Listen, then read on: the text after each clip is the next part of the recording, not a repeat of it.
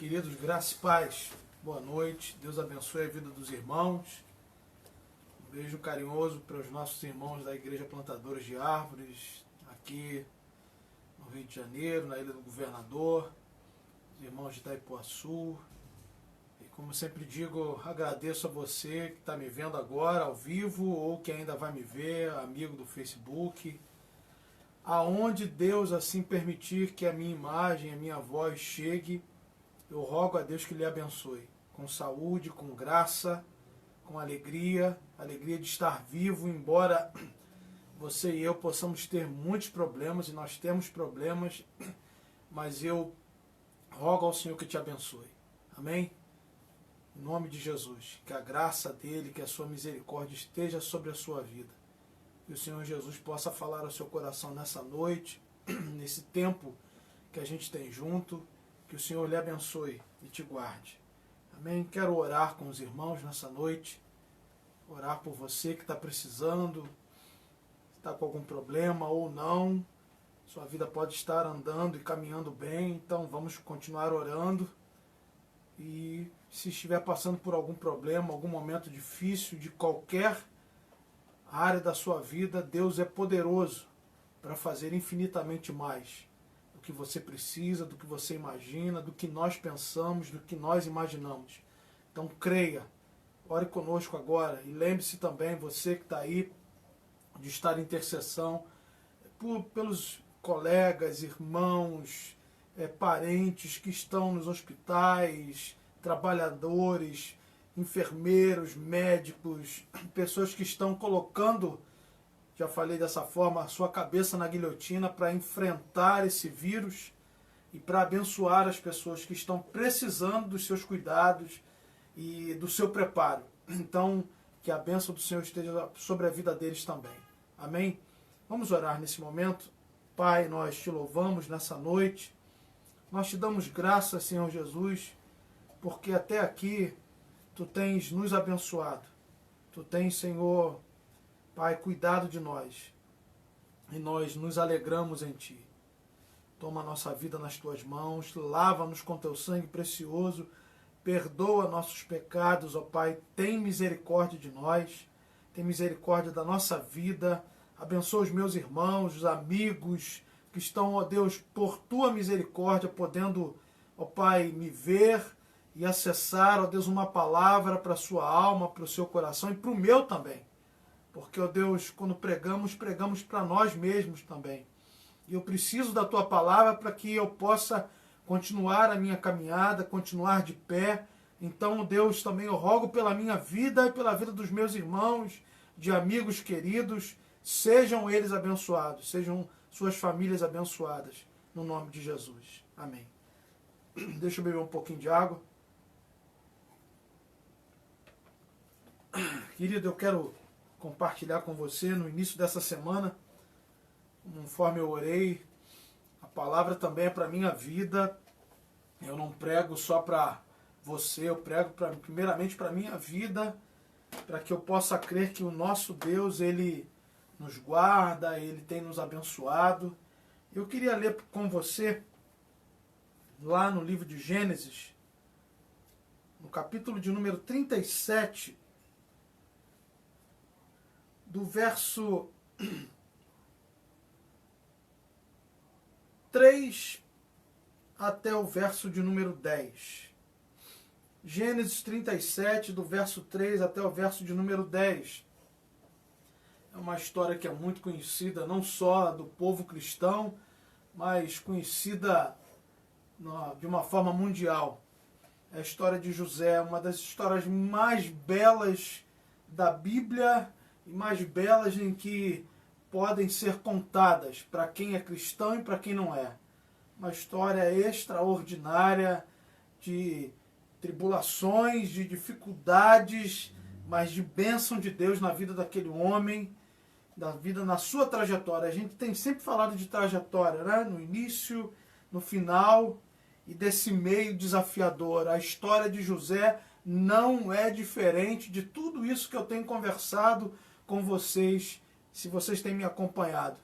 Tem um início, tem um final, mas tem um meio dessa história que é algo extraordinário, algo desafiador, em que José enfrenta diversos problemas, diversas situações, mas que em todas elas nós podemos perceber de uma forma muito clara, pelo menos nós que estamos fora, lendo e às vezes tendo a oportunidade de assistir em filme ou desenho a história de José, observando em que o Senhor está vendo todas as coisas. Mas é muito fácil para nós, lendo, vendo, ter essa percepção. Mas quando você está no olho do furacão, é difícil. A sensação que se tem é que fomos jogados, Deus não liga para nós, o Senhor não está nos vendo. É esse tipo de sensação que fica em nós. Não sejamos hipócritas de achar, tem momentos em que a gente acha que Deus nos largou de mão e que nós vamos perecer. Mas isso não é verdade. Eu queria conversar com você nessa noite a respeito disso. De uma história ou de uma das histórias mais belas e mais emocionantes que eu e você podemos ler, ou já tenhamos, você de repente não é cristão, já tenha ouvido. Se você quiser saber o que acontece, eu vou só dar um panorama na vida de José. Veja lá do capítulo 37 até o 45, se não me engano, vamos lá, 45 e vai ainda 47 até o capítulo 47. Você vai ver aí a história desse homem muito importante dentro de um contexto e dentro de promessas que Deus fez para a vida dele, para a vida de seu pai. E vamos ler aqui, diz assim, verso 3 do capítulo 37 até o verso de número 10. Israel amava mais a José do que a todos os seus outros filhos, porque ele era o filho da sua velhice, e mandou fazer-lhe uma túnica adornada. Seus irmãos perceberam que seu pai o amava mais do que a todos os seus outros filhos, e odiaram-no. Tornaram-se tão invejosos que não conseguiram mais lhe falar de maneira amigável. Ora, José teve um sonho e contou a seus irmãos, que passaram a nutrir ainda mais raiva dele. José lhes havia dito: ouvi o sonho que tive. Pareceu-me que estávamos atando feixes nos campos, e eis que meu feixe se levantou e ficou em pé. E vossos feixes o rodearam e se prostraram diante do meu feixe. Seus irmãos lhe indagaram: queres, acaso, governar-nos como rei ou dominar-nos como senhor? E eles o odiaram ainda mais por causa de seus sonhos e de suas intenções. Depois José teve ainda outro sonho, e o contou deste modo a seus irmãos: tive outro sonho. Desta vez o sol, a lua e 11 estrelas se curvavam diante de mim. Assim que narrou o sonho a seu pai e seus irmãos, o pai repreendeu-o com estas palavras: que sonho foi esse que tiveste? Iríamos todos então, eu, a mãe de teus irmãos, e cada um deles prostrar-nos, rosto em terra diante da tua presença? E o verso 11 eu quero encerrar. No mesmo instante, seus irmãos arderam em ciúmes dele. Seu pai, contudo, passou a refletir sobre o que ouvira. Nós já oramos. Eu quero falar um pouco nessa noite, nesse tempo que a gente sempre tem junto, e é um tempo agradável, e de muita responsabilidade, porque eu não falo de mim mesmo. Eu falo algo que vem da parte de Deus, são as Escrituras Sagradas. Quando você fala de você mesmo, mas quando você fala algo que vem da parte de Deus, a responsabilidade ela aumenta mais ainda, porque é a palavra do Senhor e eu espero que ela encontre morada na tua alma, no teu coração, para que o Senhor possa fazer aquilo que lhe apraz nessa noite na tua vida, nesse dia na tua vida, independente do dia, se você está me vendo ao vivo agora, ou ainda vai me ver, independente da hora, mas que o Senhor possa falar ao teu coração. Irmãos, tribulações que nos levam ao sucesso, difícil, não é? Eu quero ler uma frase que é do reverendo Caio Fábio, e ele diz assim: o trajeto mais curto entre o nada e o sucesso muitas vezes é a tribulação. Vou repetir.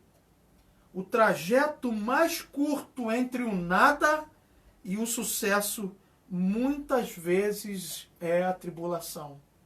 Irmãos, que frase que tem um peso para a minha vida, para a tua vida, porque muitas vezes, irmãos, eu já passei por muitas dificuldades, e eu sei que você também já passou pelas suas, ou de repente esteja passando, de alguma forma, juntos, mas em casa, ou se você faz parte daqueles trabalhos que são essenciais e que não tiveram uma paralisação, nós estamos enfrentando um problema muito difícil, que é esse momento do Covid-19, desse vírus maldito.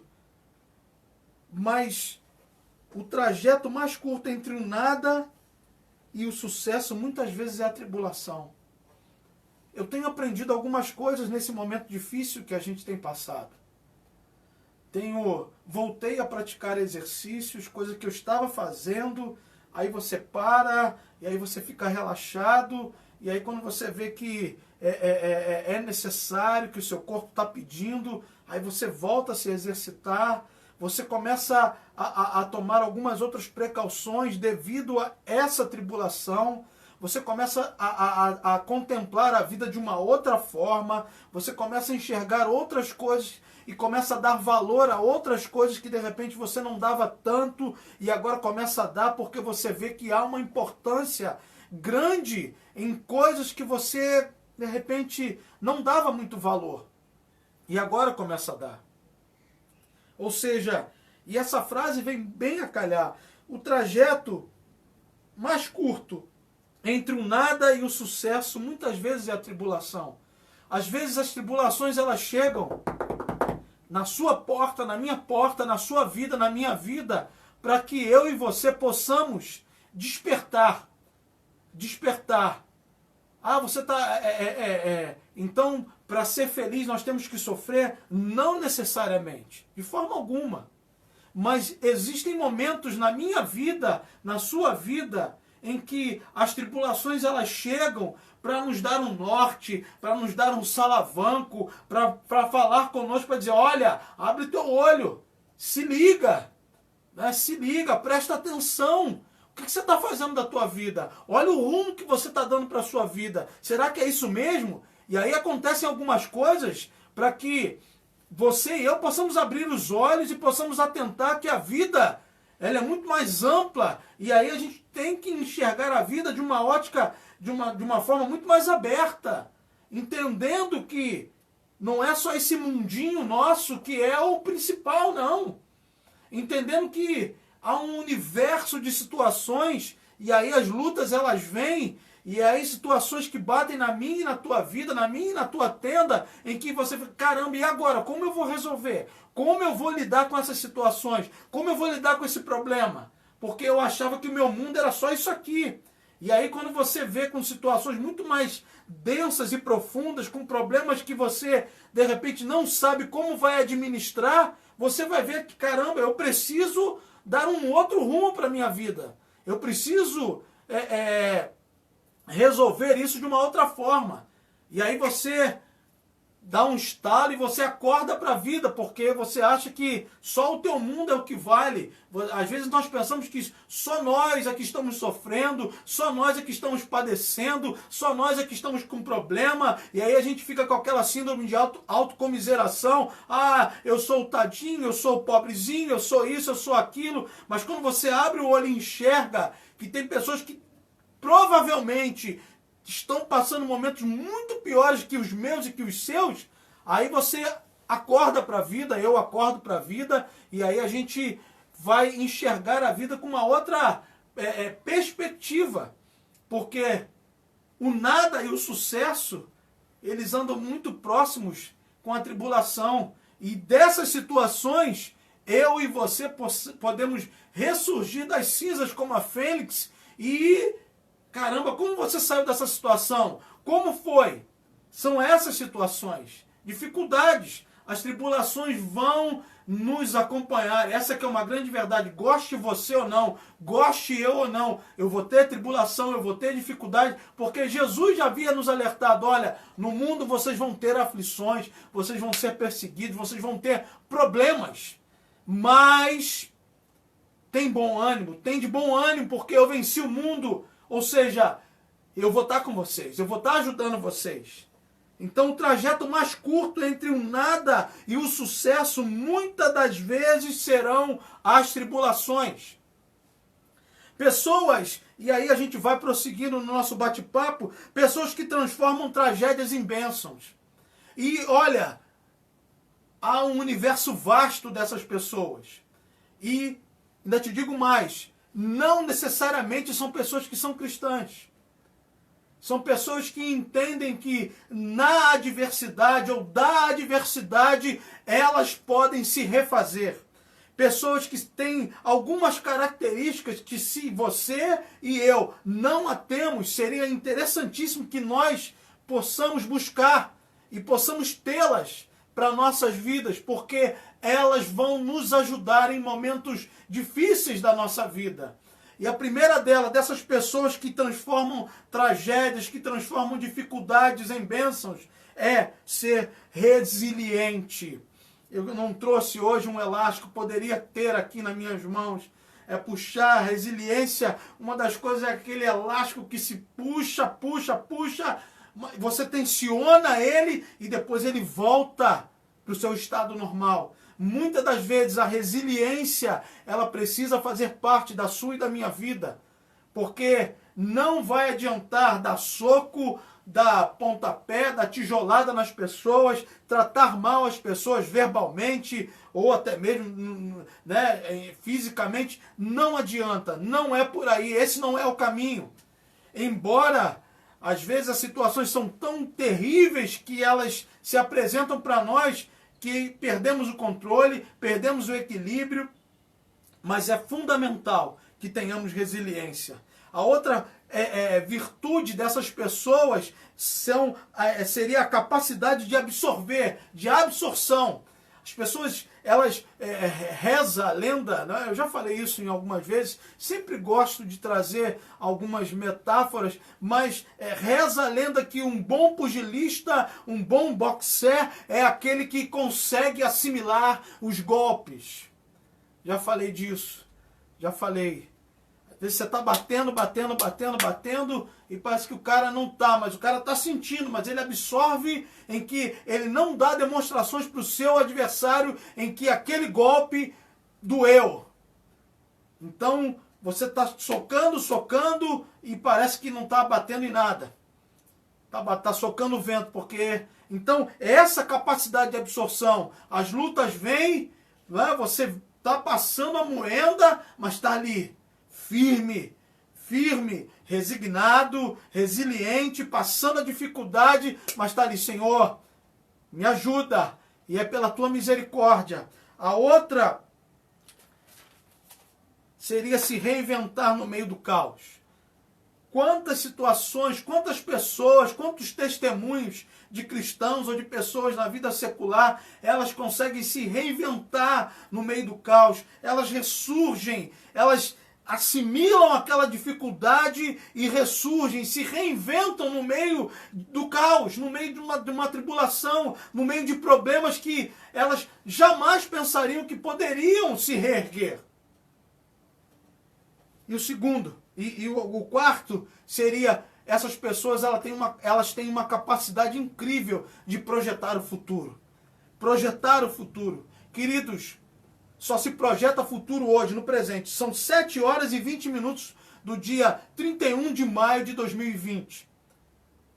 O meu passado, ele me ajuda a pensar, ele me ajuda a voltar até nele e lembrar, olha, isso aqui não deu certo, isso aqui. Agora, eu só projeto o meu futuro em cima do meu presente. Não dá para projetar futuro lá atrás. Não, o que passou, passou. Mas agora, o hoje, eu posso projetar o meu futuro.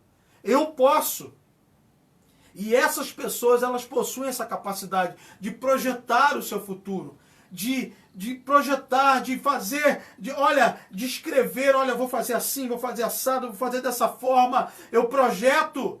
E querido, José tinha todas essas habilidades. José possuía todas essas características e muito mais. Eu só descrevi 4. Mas ele tinha, José projetou o seu futuro, José tinha resiliência, José se reinventou no meio do caos. José tinha essas qualidades na sua vida. E a trajetória na vida de José, ela é interessantíssima. Me perdoe, só um instantinho. Ela é interessante e eu separei 5 pontos da sua vida, da sua trajetória, em que você vai ver que não teve refresco para ele. E às vezes a gente acha que vai ter refresco para a nossa vida, em que a gente é pobre, coitado. Olha só, irmão, vamos lá. Da casa do pai até uma cisterna, até um buraco. José era o queridinho do seu papai. A Bíblia diz, como nós já lemos, eu não posso voltar, não quero roubar muito tempo, mas ele era aquele filho que o pai amava mais do que os outros. E isso gerou ciúmes nos seus irmãos. Já havia uma dificuldade. E aí nós lemos, né? José tem o primeiro sonho, tem o segundo, e isso só foi aumentando o ódio que os seus irmãos começaram a nutrir por José. E aí vem a túnica, e aí corrobora mais ainda, ou seja, uma série de situações. Então, a trajetória da casa do pai para ser jogado numa cisterna, depois da cisterna até ser vendido ao mercado de escravos, depois do mercado de escravos até a casa de Potifar, e depois de escravo livre a escravo preso, e depois de preso até ser governador do Egito. Repetindo, a trajetória da vida, nesse pequeno resumo, da casa do pai até a cisterna. Da cisterna, ele é levado para o mercado de escravos. Depois do mercado de escravos, ele é vendido para Potifar. E depois de escravo livre, porque ele estava ali, ele era livre, era o mordomo, estava ali, fazia tudo, mas ele é acusado pela esposa dele, e aí ele é levado preso. E no seu último estágio dessa trajetória, ele de preso vai ser elevado até governador. Isso daria um bom best-seller. Isso daria uma boa produção hollywoodiana, um roteiro sensacional de uma vida e de tantas situações difíceis que esse homem passou, que esse rapaz ainda jovem passou. E aí, nós vamos avançando um pouco mais. A marca da promessa no meio das dificuldades. Por isso que eu falei, quando eu estava fazendo, pode-se dizer, uma introdução, que quando nós estamos no olho do furacão, quando você e eu estamos passando lutas, as lutas que são terríveis, nós não conseguimos, muitas das vezes, ter essa percepção de que Deus está conosco, de que Deus está trabalhando, como tem o cântico, um Deus que trabalha por aqueles que nele esperam. Ele continua trabalhando. Às vezes eu não consigo ter essa sensibilidade, às vezes eu não consigo ter essa percepção, porque a luta é tão grande, as dificuldades são tão grandes que eu não consigo ter essa percepção de que o Senhor está comigo, que Ele está trabalhando em seu e em meu favor. Mas em meio a essas situações de dificuldade, nós vamos verificar e constatar que a marca da promessa, que a marca da bênção do Senhor estava junto com José. E vamos lá. Ele era amado em meio ao ódio. Eu quero voltar aqui do verso 6 ao verso 9. Isso vai dizendo, não é, que ele era amado em meio ao ódio pelo seu pai. No ponto 2, ele foi livre da morte por seu irmão Rúben. Ou seja, os seus irmãos, olha, vamos matá-lo, vamos matá-lo. E aí lá do verso 20 até o verso de número 22, eu vou só pontuando, irmãos, depois se os irmãos quiserem, leiam em casa, com calma. Olha, vinde, matemo-lo, joguemo-lo numa cisterna qualquer, diremos que um animal feroz o devorou, veremos o que acontecerá com seus sonhos. Verso 21 diz assim, do capítulo 37, todavia Rúben ouvindo isso, salvou das suas mãos e propôs aos irmãos, não lhe tiremos a vida. Então, olha só, era a mão de Deus na vida daquele rapaz. Não vão matar. Eu tenho propósitos na vida desse menino. Ele é um menino. De repente não era para ele ter aberto a sua boca e ter falado desses sonhos. Mas eu vou fazer desse rapaz um homem e ele vai chegar no final como governador do Egito e eu vou honrá-lo. Então Deus, no meio dessas tribulações, no meio das dificuldades, no meio desse ódio dos seus irmãos, José era amado por seu pai. No meio dessa situação, José é livre da morte por seu irmão Rúben.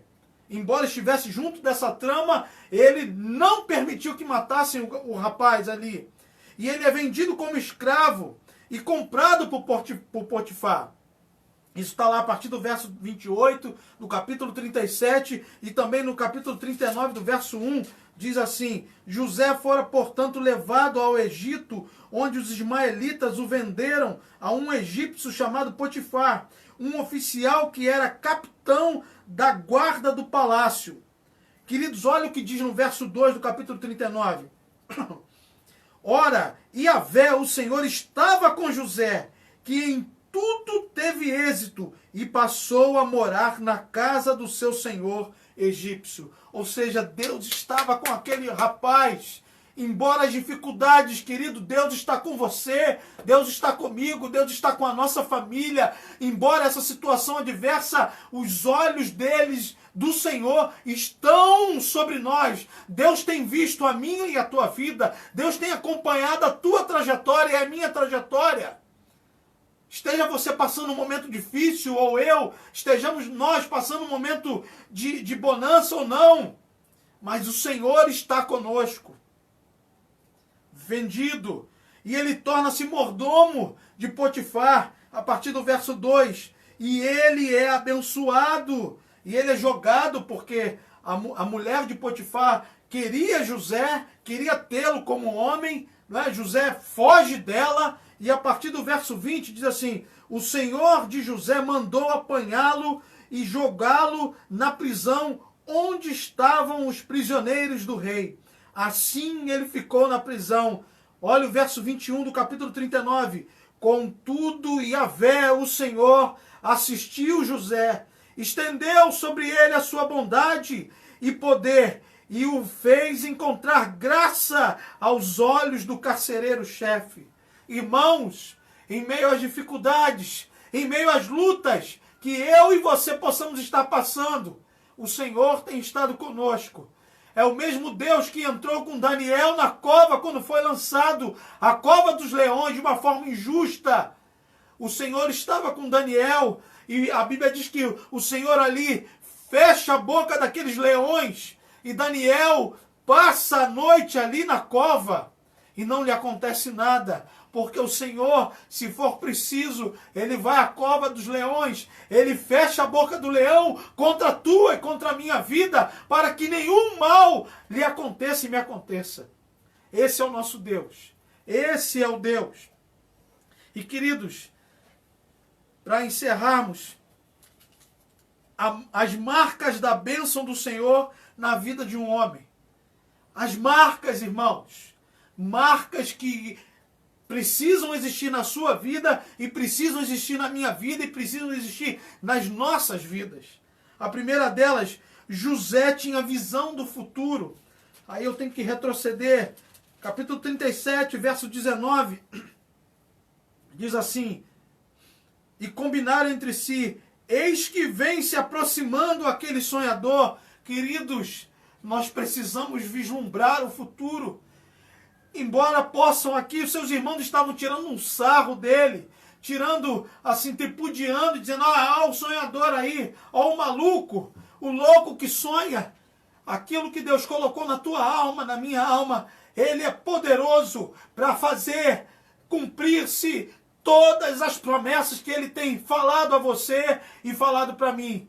Cuidado com quem você fala, com quem você abre a sua boca para dizer dos teus sonhos, ou melhor ainda, dos sonhos que o Eterno tem colocado na tua alma. Cuidado, porque muitas das vezes essas pessoas não vão ter entendimento, não vão conseguir alcançar aquilo que Deus já tem falado ao seu e ao meu coração. Então tome cuidado. E José tinha a marca da promessa na vida de homens que têm a bênção do Eterno, são de ter uma visão do futuro, embora muitos estejam vendo o caos. Quem tem visão do futuro vê a mão de Deus. Quem tem visão do futuro vê perspectivas aonde elas não existem. Aleluia! José tinha caráter. José tinha caráter. No capítulo 39, do verso 9 até o verso 19, José passa uma luta grandiosa.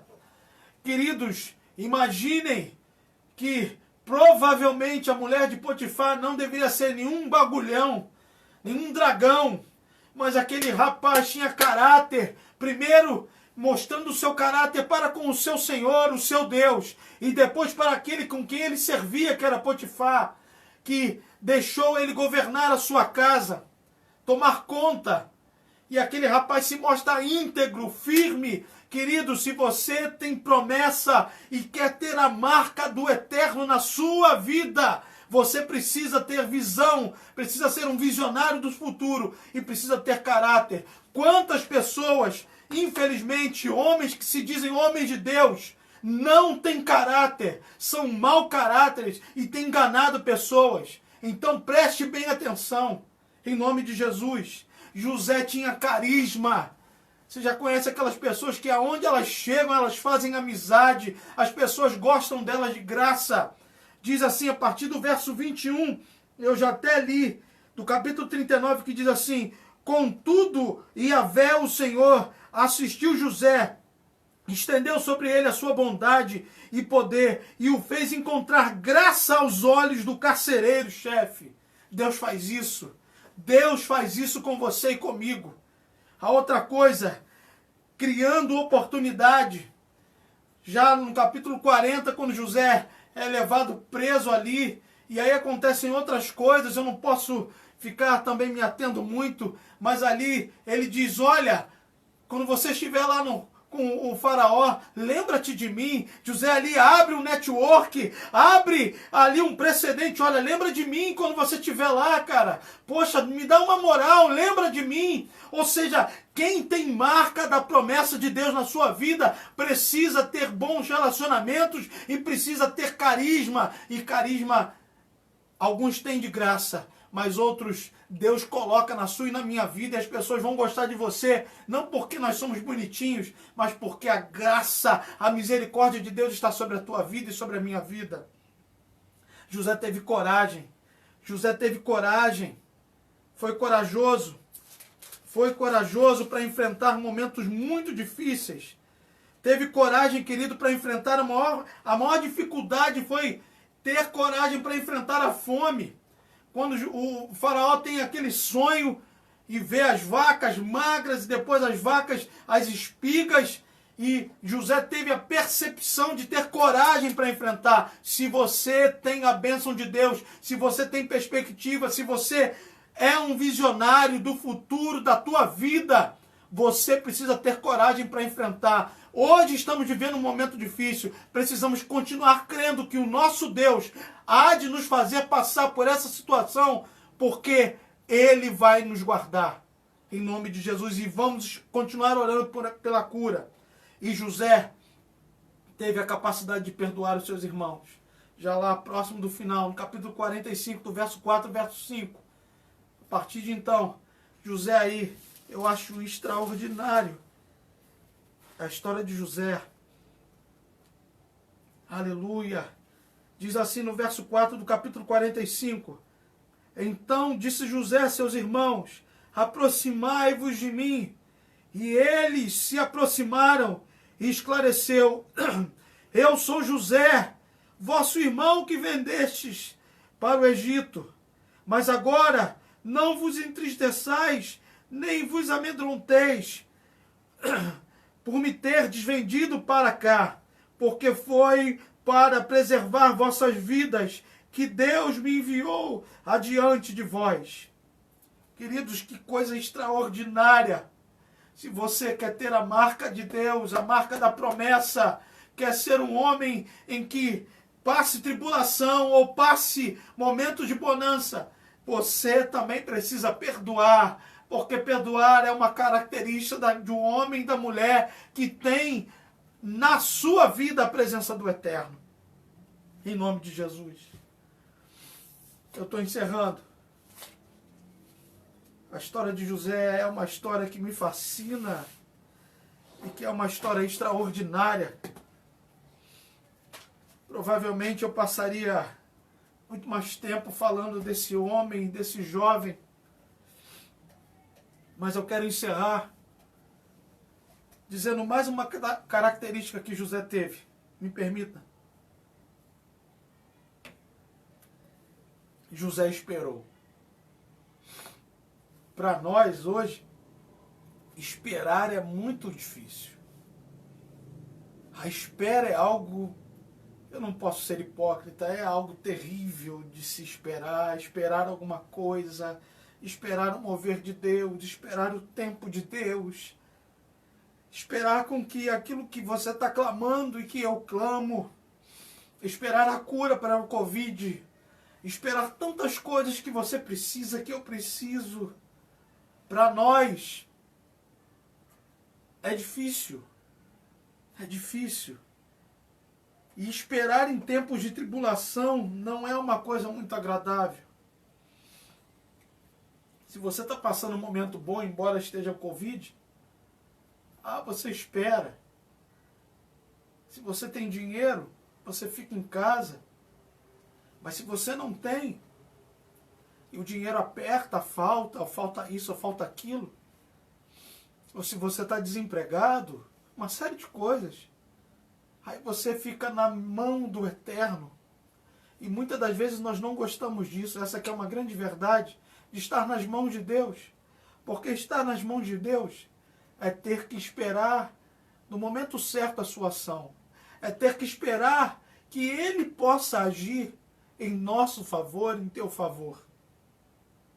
E José nos dá várias lições na sua trajetória, marcada por grandes tribulações, mas da bênção de Deus sendo confirmada nas suas promessas, na vida dele. Mas uma coisa, José deixa que fica muito latente, que ele deixa para você e para mim, para nós. Ele esperou a justiça divina. Aí você vai dizer assim, poxa, mas ele tirou um sarro com seus irmãos. Pode ser. Eu não vejo dessa forma.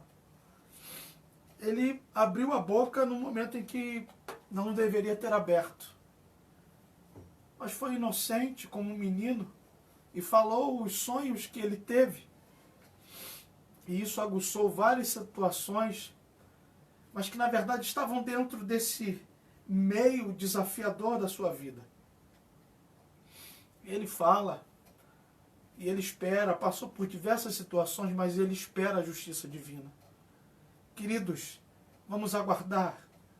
O que eu estou falando para você é difícil para mim também, esperar em Deus. Eu estou esperando algumas coisas acontecerem, há alguns anos já, há algum tempo.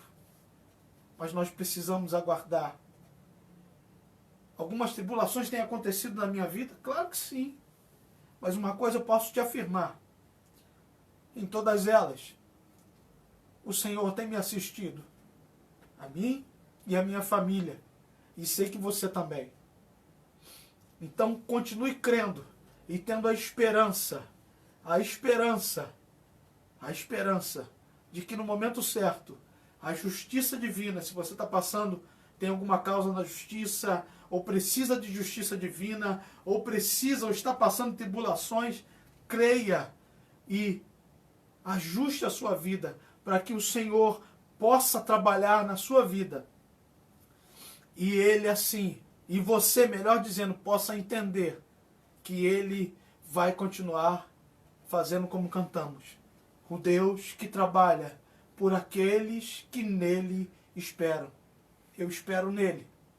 Se você espera, espere um pouco mais. Esperemos com paciência, porque o nosso Deus vai entrar com providência, com provisão no tempo dele. Nós não vamos passar fome, não vamos passar necessidade, porque o Senhor tem sido conosco. Deus abençoe a sua vida nessa noite, que o Senhor te dê uma semana de bênção, uma semana de vitória, que a sua graça esteja sobre a sua vida, que a sua misericórdia esteja sobre a sua família, sobre os teus.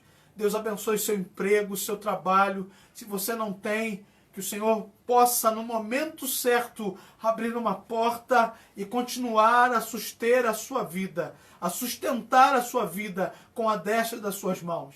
Que o Senhor te guarde nesse dia, que o Senhor te dê uma noite abençoada, que Ele possa falar com você e comigo, quem sabe, através de sonhos, de revelações, para que entendamos que Ele continua sendo o Deus da nossa vida, que Ele não mudou, e que possamos ter como exemplo essas qualidades que haviam na vida de José.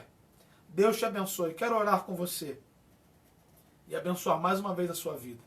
Um beijo carinhoso aos irmãos da Igreja Plantadores de Árvores.